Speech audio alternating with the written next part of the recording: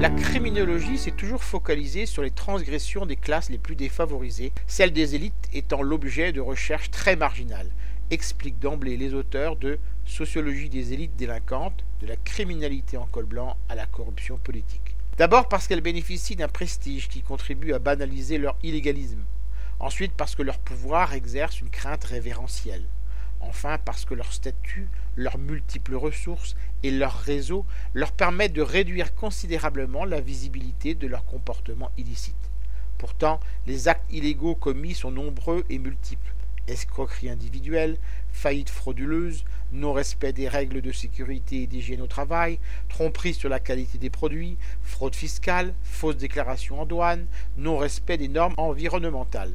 La justice pénale est totalement dépendante des régularisations administratives et civiles en matière économique et financière. La dépénalisation en cours de la vie des affaires renforce le sentiment des classes dirigeantes d'être au-dessus de la loi commune.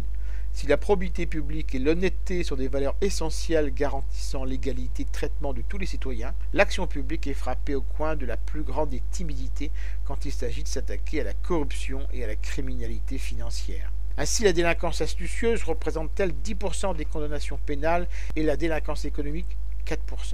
Longue est la liste des scandales ayant fait l'objet d'enquêtes n'aboutissant à aucune condamnation ou à une peine symbolique.